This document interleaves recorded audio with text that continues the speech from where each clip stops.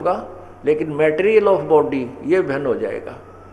जैसे एक तो मिट्टी का मटका बनाओ, एक तो मिट्टी का प्याला हो, एक सोने का प्याला हो, सोने की बनी हो चीज, तो उसमें बहुत अंतर। मिट्टी का तो पड़दे टूट जा, गिरते ही फूट जाता है, और सोने की बनी हुई वस्तु सथाई होती है, उसको जंग नहीं लगता, वो नष्ट नहीं होता।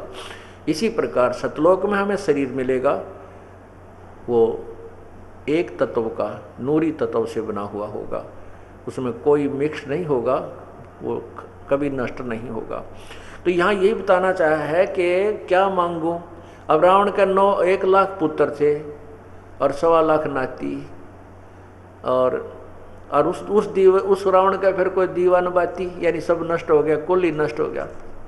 सर्व सोने की लंका होती, रावण से रणधीरम, एक पलक में राज विराजे, जम के पड़े जजीरम। ओए होए, उस परमात्मा की भक्ति ना करने से कहते हैं सर्व सोने की लंका होती, रावण से रणधीरम। सारी सोने की लंका थी, इतना धन था उसके पास, कुबेर भी उसके आगे हाथ जोड़ता था। और फिर तत्व ज्ञान ना होने से, गलत साधना करने से वो रावण एक पलक में राज विराजी, वो राज्य भी नहीं रहा, विराज हो गया, राज से रहित हो गया। तो यहाँ ये बताते हैं कि वो तत्व ज्ञान से के बाद वो साधक इतना परिचित हो जाता है कि यहाँ की वस्तु की डिमांड नहीं करता, जन्म और मृत्यु से छुटकारे का ही बार बार प्रयत्न करता है। तो यहाँ लिखा है, साथ देखा अपने 7वें अध्याय का, और ये 29वें मंत्र में कहा कि वो तत्व ब्रह्म को समझ लेता है। तो 8वें अध्याय के प्रथम मंत्र में ही अर्जुन ने प्रश्न कर दिया परमात्मा, किम तत्ब्रह्म पुरुषोत्तम, कि हे पुरुषोत्तम वो तत्ब्रह्म कौन है, उसके विषय बता मुझे। अब फिर देखिए पवित्र गीता जी, ये देखिए पवित्र गीता जी,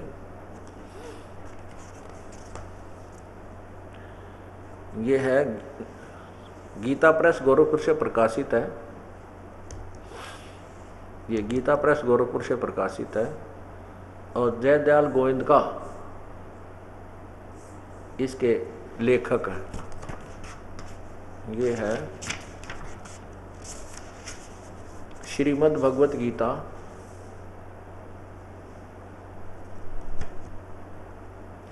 और यहाँ नीचे देखिएगा गीता प्रेस गोरखपुर, और इसके अध्याय नंबर 7 के, अभी आपको मंत्र नंबर 29 को दिखाया, अध्याय नंबर 7, और ये मंत्र नंबर 29 ये रहा। इसमें यहाँ इसका अनुवाद है, तो इसमें लिखा है कि जो मेरे शरण होकर जरा और मरण से छूटने के लिए यत्न करते हैं, वे पुरुष यानी वे साधक तत्व ब्रह्म, ओहो ये देखो तत्व ब्रह्म, आप यहीं रखो इनको ऐसे ही, दोनों दिखने दे, ये भी ये तत्व ब्रह्म, ये तत्व और ये ब्रह्म, यानी तत्व माने उस ब्रह्म को, यानी उस भगवान को, उस परमात्मा को जानते हैं, और संपूर्ण अध्यात्म और संपूर्ण कर्मों को जानते हैं। यहाँ आइएगा, देख ये 8वां अध्याय प्रारंभ हो जाता है इसी पृष्ठ पे, ये 8वां अध्याय। इसमें प्रथम ही मंत्र में अर्जुन उवाच,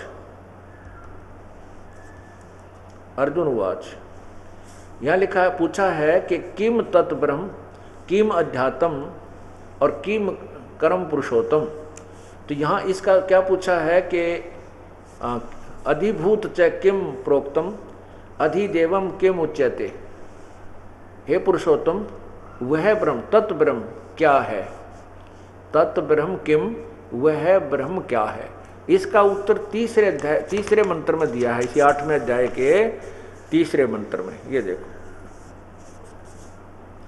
इसमें लिखा है, पर अक्षरम ब्रह्म परमम, परम अक्षर ब्रह्म, वह परम अक्षर ब्रह्म है, परम अक्षर ब्रह्म है वो। अब इस परम अक्षर ब्रह्म के विषय में व्याख्या फिर कहाँ दी है, क्योंकि एक तो ब्रह्म हो गया, एक परम अक्षर ब्रह्म हो गया, और यहाँ गीता जी में 3 परमात्माओं की व्याख्या, 3 प्रभुओं की, एक ब्रह्म, एक परब्रह्म, एक पूर्ण ब्रह्म, एक ब्रह्म, एक परब्रह्म, एक परम अक्षर ब्रह्म, एक ब्रह्म, एक परब्रह्म, एक परम अक्षर ब्रह्म। अब यहाँ पर 2 भगवान सिद्ध, 2 ब्रह्म सिद्ध हो गए। एक तो ब्रह्म जो गीता बोल रहा है, एक वो कहता तत्ब्रह्म यानी कोई और पर ब्रह्म है। तो इसके बिन उस परम अक्षर ब्रह्म और ब्रह्म के मध्य में एक परब्रह्म और भगवान है। उसके विषय में गीता अध्याय नंबर 15 के मंत्र 4 में स्पष्ट, 16 और 17 में स्पष्ट किया है। उसमें कहा है कि 15वें अध्याय के 16वें श्लोक में लिखा है कि इस संसार में, इस संसार में दो भगवान हैं। कौन सा संसार? ये पृथ्वी लोक कहलाता है, ब्रह्म और परब्रह्म के जो ब्रह्मांड हैं। इसमें 2 भगवान, एक क्षर पुरुष, एक अक्षर पुरुष। क्षर पुरुष ये ब्रह्म है, अक्षर पुरुष ये परब्रह्म है। और तीसरा है, इन फिर 15वें अध्याय के 17वें श्लोक में लिखा है कि वास्तव में पुरुषोत्तम, जो जिसको हम पुरुषोत्तम कह सकते हैं, जिसको भगवान कह सकते हैं, वो तो इन दोनों से भी न्यारा, क्षर पुरुष और अक्षर पुरुष यानी ब्रह्म और परब्रह्म से भी अलग है। वो परम अक्षर ब्रह्म, परम अक्षर पुरुष, वो तीसरा है। तो उस तीसरे के शरण में जाने से ही जीव का छुटकारा होगा। अब देखिएगा, यहां देखना, ये गीता अध्याय नंबर 15 और इसका संस्कृत यहां पर देखिएगा,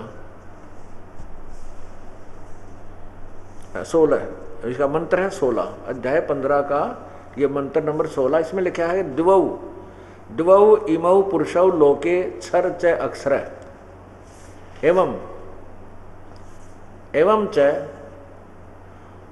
क्षर सर्वाणि भूतानि कटुस्थ अक्षर उच्यते।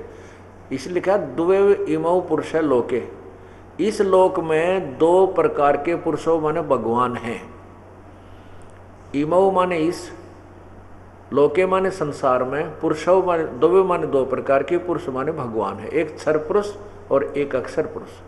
एवं माने इसी प्रकार इन दोनों के लोकों में सभी प्राणियों के शरीर, सर्वाणि भूतानि कुटस्थ, सर्वाणि भूतानि क्षर है, सब भूतों के प्राणियों के, ऋण के भी शरीर तो नाशवान है, और कुटस्थ माने आत्मा, जीवात्मा अक्षर उच्यते, जीवात्मा को भी अविनाशी कहते हैं।